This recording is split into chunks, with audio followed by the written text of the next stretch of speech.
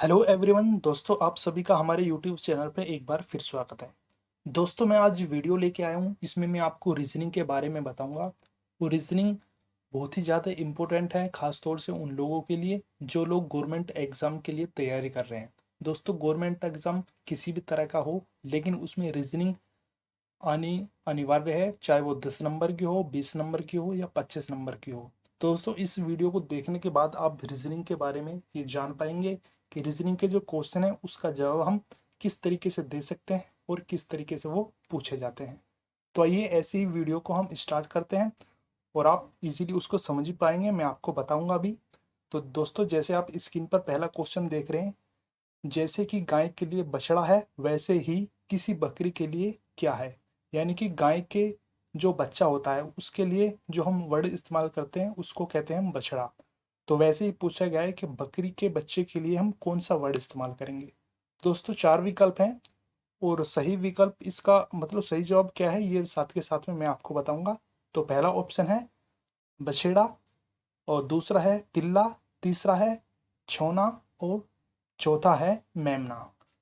तो गाय के जो बछड़ा होता है वो उसका बच्चा होता है, वैसे ही बकरी के लिए जो उसका बच्चा होता है वो जानते हैं मेमना होता है। तो दोस्तों, ऐसे ही आपके आने वाले हर एक क्वेश्चन इसी तरीके से आपको पता चल जाएगा और उसको समझ ही पाएंगे।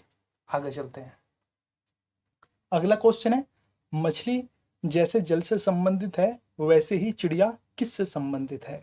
तो मछली जैसे जल में रहना पसंद करती है, वैसे ही चिड़िया कहाँ पर रहना पसंद करती है और कहाँ पर रहती है वही पूछा गया है। तो ऑप्शन है आकाश, वायु, जल और भोजन। तो दोस्तों, चिड़िया के लिए इन चारों विकल्पों में से कौन सा सही होगा, तो जानते हैं, वो है आकाश। तो दोस्तों, आप दो क्वेश्चन आपने देख ही लिए हैं और आपको अनुमान लग गया होगा कि मछली जैसे जल में रहना पसंद करती है और ज़्यादातर टाइम वो जल में ही मतलब पूरी ज़िंदगी अपनी जल में ही बिताती है। जल से बाहर निकलने के बाद वो कुछ ही देर बाद मर जाती है। तो वैसे ही चिड़िया ज़्यादातर समय अपना आकाश में, खुले आकाश में ही रहना बिताती है और ये आकाश इसका सही विकल्प है। आगे चलते हैं। अगला क्वेश्चन है, जहाज जैसे कप्तान से संबंधित है वैसे ही अखबार किससे संबंधित है। तो क्वेश्चन का जो सार है वो है कि जहाज जैसे कप्तान से संबंधित है कि जहाज को चलाने के लिए कप्तान की जरूरत होती है, वैसे ही एक अखबार को चलाने के लिए या बनाने के लिए किस से संबंधित है और किस चीज़ की जरूरत पड़ती है। तो ऑप्शन है प्रकाशन, संपादन, मुद्रक और पाठक। तो आइए इसका सही जवाब क्या है जानते हैं हम। वो है संपादक। यानी कि जहाज को चलाने के लिए जैसे कप्तान की जरूरत होती है उसको दिशा निर्देश देने के लिए, वैसे ही एक अखबार को बनाने के लिए एक संपादक की बहुत ही ज़्यादा महत्वपूर्ण भूमिका होती है एक अखबार को बनाने के लिए। तो यही इसका सही जवाब है। आगे चलते हैं। अगला क्वेश्चन है, मोची, चमड़ा और दर्जी के साथ में हम ऐसा क्या वर्ड इस्तेमाल करेंगे जो ऑप्शन में दिया हुआ है। जैसे कि मोची संबंधित है चमड़े से, मोची जो भी कोई चीज बनाता है, जूते या चप्पल, वो चमड़े से ही बनाता है। वैसे दर्जी किस चीज से संबंधित होगा। तो ऑप्शन है बजाज, कमीज, धागा और कपड़ा। तो आइए जानते हैं दर्जी किससे संबंधित होगा। तो ऑप्शन है कपड़ा। तो दोस्तों, मोची जैसे कोई भी अगर चीज बनाता है तो वो चमड़े की ही बनाता है, वैसे दर्जी किससे संबंधित होगा तो कपड़े से संबंधित होगा। तो दोस्तों, ये इंपॉर्टेंट क्वेश्चन है। जो रीजनिंग आती है गवर्नमेंट एग्जाम में वो इसी तरह के क्वेश्चन लेके आती है और अधिकतर बच्चे थोड़ा कंफ्यूज भी हो जाते हैं। तो मैं आपको इस वीडियो के माध्यम से बताने की पूरी कोशिश करूंगा कि रीजनिंग के ऐसे अगर क्वेश्चन आते हैं तो आप उनको कैसे हल कर पाएंगे या उनका सही जवाब दे पाएंगे। आगे चलते हैं। अगला क्वेश्चन है, भेड़, मटन और हिरन के आगे क्या है। तो यानी कि भेड़ का जो मांस होता है उसको शायद मटन कहा जाता है, वैसे ही हिरन के मांस को क्या कहा जाता है, उसी के आगे क्वेश्चन मार्क लगा हुआ है। तो ऑप्शन में चार विकल्प हैं और वो दिए गए हैं नाम, मीट, व्हील, फ्लैश और वेनिजन। ये चार ऑप्शन हैं। तो जानते हैं हम हिरन का जो मांस है उसके लिए कौन सा वर्ड इस्तेमाल होता है। तो जवाब है वेनिजन। तो दोस्तों, भेड़ मटन से संबंधित है और हिरन व्यंजन से संबंधित है। ये भी उसी टाइप का क्वेश्चन है। आगे चलते हैं। अगला क्वेश्चन है, पोशाक को बनाने वाला दर्जी होता है और वैसे ही बढ़ई किस चीज का निर्माण करता है। दोस्तों, पोशाक या कपड़े हम जो पहनते हैं वो किससे संबंधित है? दर्जी से। तो वैसे ही जो बढ़ई होगा वो किसका निर्माण करता है या उससे संबंधित ऐसी क्या चीज है? तो ऑप्शन है चमड़ा, लकड़ी, फर्नीचर और कपड़ा।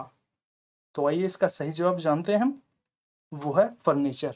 दोस्तों, घरों में जो फर्नीचर इस्तेमाल होता है वो किसके द्वारा बनाया गया होता है? एक बढ़ई के द्वारा। तो यहाँ पर जो क्वेश्चन मार्क है यहाँ पर बढ़ई आना चाहिए। ये भी कंफ्यूज करने वाले ही ऐसे ही क्वेश्चन रीजनिंग में आते हैं। पोशाक को बनाने वाला एक दर्जी होता है और फर्नीचर को बनाने वाला एक बढ़ई होता है। तो दोस्तों, इसी तरह के इंपॉर्टेंट क्वेश्चन मैं आपको आगे भी कराऊंगा। प्लीज़ वीडियो को आप अंत तक जरूर देखना। वीडियो अच्छे लगे तो चैनल को एक बार सब्सक्राइब जरूर करना। आगे चलते हैं।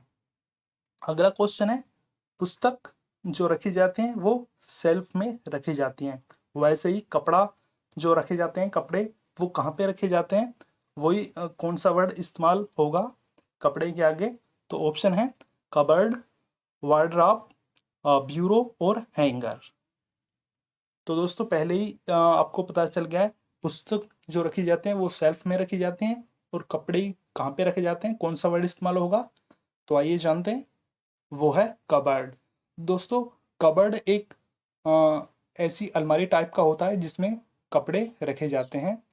और तो इसीलिए पुस्तक अगर जहाँ पे हम रखते हैं उसको सेल्फ बोलते हैं और जहाँ पर कपड़े रखे जाते हैं उसको कबर्ड बोलते हैं। यही इसका सही जवाब है।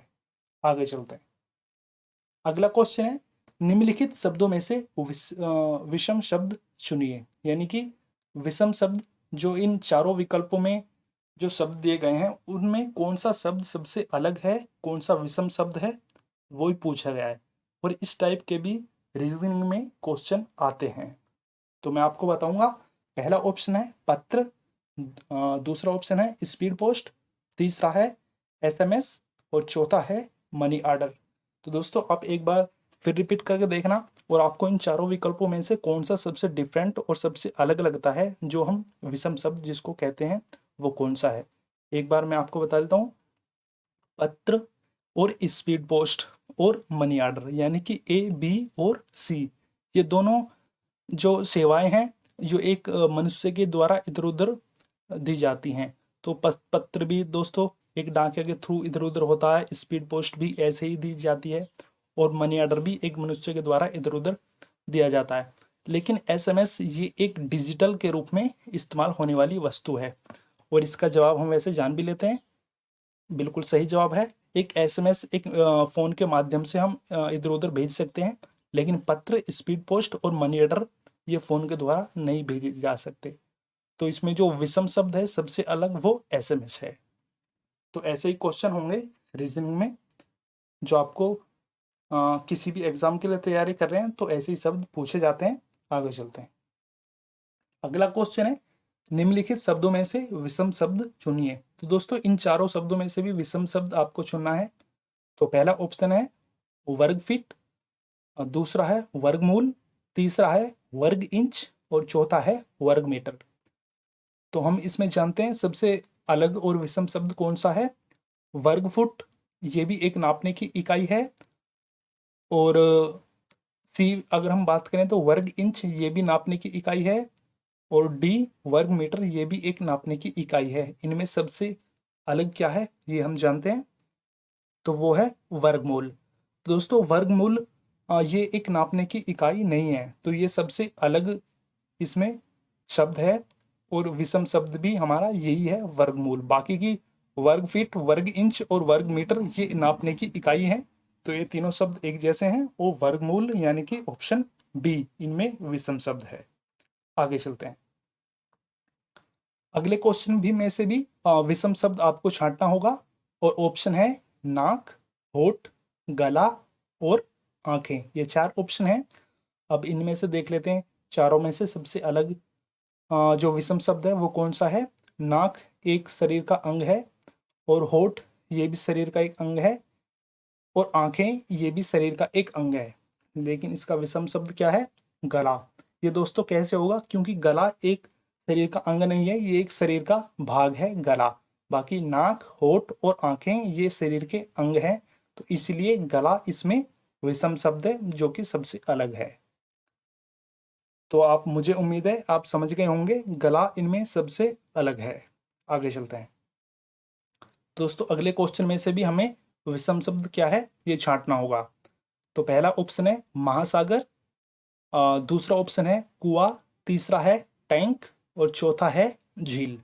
तो इनमें विषम शब्द कौन सा है हम एक बार पहले जान लेते हैं। तो वो है टैंक। तो दोस्तों महासागर, कुआं और झील ये तीनों ही जिनसे हम जल प्राप्त कर सकते हैं, वो प्राकृतिक की एक प्राकृतिक स्रोत है, जिनके द्वारा महासागर से भी हम पानी ले लेते हैं, मिलता है हमें, कुएं से भी पानी मिलता है और झील से भी पानी मिलता है। लेकिन टैंक ये एक मनुष्य द्वारा बनाई गई एक ऐसी वस्तु है जिसके द्वारा हम पानी को इधर से उधर ले जाने का काम करते हैं। तो ये एक बिल्कुल अलग शब्द है, यानी कि एक विषम शब्द यही है टैंक। तो इस तरह के दोस्तों रीजनिंग में क्वेश्चन आते हैं, और मैं आपको जो क्वेश्चन लेके आया हूँ ये वही लेके आया हूँ ताकि आप इजीली समझ भी पाएँ। और अगर आप किसी एग्ज़ाम के लिए तैयारी कर रहे हैं और उसमें रीजनिंग के ऐसे ही क्वेश्चन आएंगे तो आप इजीली उनका जवाब दे भी पाएंगे। आगे चलते हैं, अगला क्वेश्चन है धन और दुरुपयोग, और लेखक के आगे, वो सॉरी हाँ, लेखन के आगे क्वेश्चन मार्क लगा हुआ है। तो दोस्तों धन का हम दुरुपयोग कर सकते हैं, वैसे ही लेखन का हम कौन सा उपयोग कर सकते हैं? ऑप्शन में है धोखा, साहित्य चोरी, सी ऑप्शन है चोरी और डी है अशुद्धि। तो धन का हम दोस्तों दुरुपयोग कर सकते हैं, वैसे ही लेखन का क्या कर सकते हैं जानते हैं हम, वो है साहित्य चोरी। दोस्तों तो आपको थोड़ा सा अंदाजा लग गया होगा कि धन का दुरुपयोग किया जा सकता है, लेकिन एक लेखन का क्या किया जा सकता है? साहित्य चोरी। उसका एक जो साहित्य लिखा होता है, किसी भी, अगर हम किसी भी चीज़ की एक रचना करते हैं, अगर वो कोई हमारी चोरी कर लेता है, वो कॉपी कर लेता है, तो उसको एक साहित्य चोरी उसका हो सकता है। उसका धोखा नहीं हो सकता, उसकी चोरी नहीं हो सकती, उसकी अशुद्धि नहीं हो सकती, लेकिन उसकी एक साहित्य चोरी के रूप में उसको हम कह सकते हैं एक लेखन को। तो यहाँ पे यही इसका शब्द है जो लेखन के आगे इसका मैच करेगा। आगे चलते हैं, अगला क्वेश्चन है समाचार पत्र पाठक, ये दोनों आपस में मैच करते हैं, वैसे ही रोटी के आगे ऐसा कौन सा वर्ड होगा जो मैच करेगा? तो पहले इसका जवाब जान लेते हैं हम, वो है उपभोक्ता।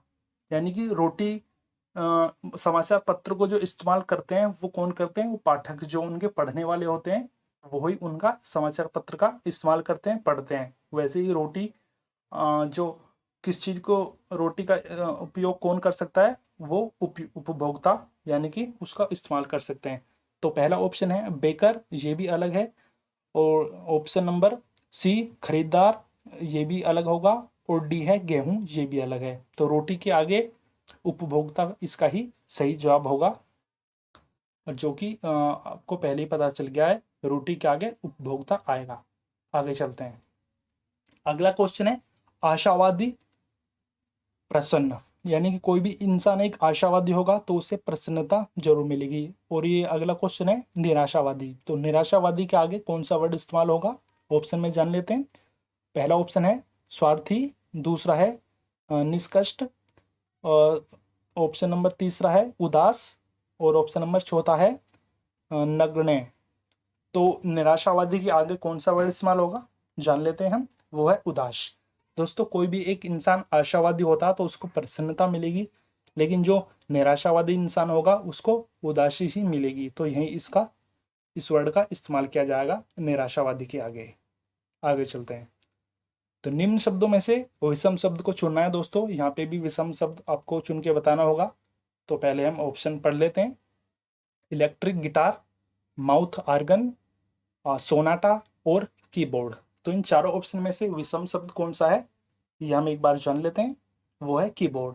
तो दोस्तों इलेक्ट्रिक गिटार ये एक बजाने वाला इक्विपमेंट है, फिर आता है माउथ आर्गन, ये भी एक मुंह से बजाने वाला एक इक्विपमेंट है जो संगीत में काम आता है, और तीसरा है सोनाटा। दोस्तों ये भी एक बजाने वाला इक्विपमेंट होता है जो अलग तरह के संगीत में अपना भूमिका निभाता है। और चौथा ऑप्शन है कीबोर्ड, जो कि सबसे अलग है, जो कि हम कंप्यूटर में इस्तेमाल करते हैं और इसका कोई संगीत से कोई लेना देना नहीं है। तो यही इसका विषम शब्द होगा, कीबोर्ड। आगे चलते हैं। अगला शब्द है विषाणु चेचक। तो दोस्तों विषाणु चेचक से संबंधित है। चेचक जो बीमारी फैलती है वो एक विषाणु के थ्रू फैलती है। वैसे ही जीवाणु के थ्रू कौन सी बीमारी फैलती है, क्वेश्चन में क्वेश्चन मार्क कीजिएगा कौन सा वर्ड आएगा। तो ऑप्शन है निंद्रा रोग, मलेरिया, टाइफाइड या छोटी माता। तो जीवाणु से फैलने वाली बीमारी है वो हम कौन सी है जानते हैं, वो है मलेरिया। दोस्तों वैसे ही जो चेचक की बीमारी है एक विषाणु से फैलती है, वैसे ही जो एक मलेरिया बीमारी है वो जीवाणु से फैलती है। तो मलेरिया यहाँ पर इसका सही जवाब होगा, जीवाणु के आगे। आगे चलते हैं। अगला क्वेश्चन है घर और रसोई, यानी कि एक घर में एक रसोई का होना अनिवार्य है और रसोई ही पूरे घर का लालन पालन करके उसका पेट भरती है। तो आगे जो शब्द है वो है पौधा। तो पौधे के लिए कौन सी चीज इंपॉर्टेंट होगी, ऑप्शन में दिया गया है। पहला ऑप्शन है जड़, दूसरा ऑप्शन है मिट्टी, तीसरा ऑप्शन है तना और चौथा है पत्ती। तो पौधे के लिए कौन सी चीज सबसे ज्यादा इंपॉर्टेंसी रखती है, तो आइए जानते हैं, वो है जड़। जैसे कि दोस्तों घर में कोई भी एक परिवार रहता है तो उसमें रसोई का होना अनिवार्य है, क्योंकि उसमें खाना पीना बनेगा और तभी वो घर में रहने वाले मनुष्य का पेट भरेगा, लालन पालन होगा। तो वैसे ही पौधे के लिए कौन सी चीज सबसे ज्यादा इंपॉर्टेंट होगी, वो है जड़। जड़ सबसे ज्यादा इंपॉर्टेंट होगी और जड़ ही यहाँ पर आएगा, क्योंकि जड़ के बिना पौधा कुछ भी नहीं है। दोस्तों ये रीजनिंग के क्वेश्चन है जो मैं आपको समझा रहा हूँ और बता रहा हूँ, और मुझे उम्मीद है कि आप समझ भी पा रहे होंगे। तो अगला क्वेश्चन जानते हैं, वो है निम्न शब्दों में से विषम शब्द चुनिए। तो ऑप्शन है ए मोती, बी हीरा, सी कोयला, डी ग्रेफाइट। तो इनमें से विषम शब्द कौन सा है जानते हैं, वो है मोती। दोस्तों मोती कैसे है ये हम थोड़ा जान लेते हैं। तो मोती, हीरा, कोयला और ग्रेफाइट। तो दोस्तों तीनों के नीचे के तीनों जो ऑप्शन है वो हमें एक खुदाई करने के माध्यम से ही ये तीनों चीज हमें मिल पाती हैं, हीरा, कोयला और ग्रेफाइट। भूमिगत माध्यम से ही हम खुदाई करते हैं, तो ये तीनों चीजों का जो हमें प्राप्त होती हैं ये खुदाई के माध्यम से ही होती हैं। लेकिन मोती ये एक खुदाई करने से हमें प्राप्त नहीं होता, ये समुद्र में पाया जाता है और एक सीप के अंदर मोती मिलते हैं। तो ये एक बिल्कुल अलग शब्द है मोती, तो इसीलिए ये विषम शब्द होगा। आगे चलते हैं। अगले क्वेश्चन में से भी हमें विषम शब्द छांटना होगा। तो ऑप्शन है चंद्रमा, ग्रहिका, पृथ्वी और उपग्रह। तो जान लेते हैं इनमें कौन सा पहले सही जवाब होगा। इसमें है ग्रहिका। तो दोस्तों चंद्रमा, पृथ्वी और उपग्रह, ये चारों ही नाम बहुत ही एक मतलब अलग हैं।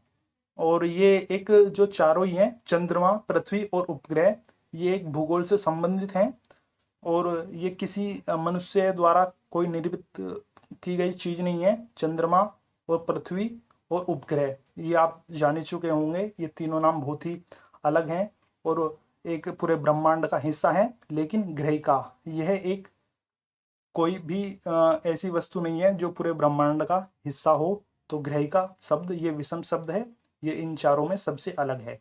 तो यही इसका सही जवाब है, ग्रहिका ये विषम शब्द है। आगे चलते हैं। तो अगला जो क्वेश्चन है दोस्तों, इसमें से भी विषम शब्द हमें छांटना होगा। तो ऑप्शन है रोगाणु, सूक्ष्मदर्शी, माइक्रोफोन और सूक्ष्म फिल्म। तो इसका एक बार सही जवाब जान लेते हैं, वो है रोगाणु।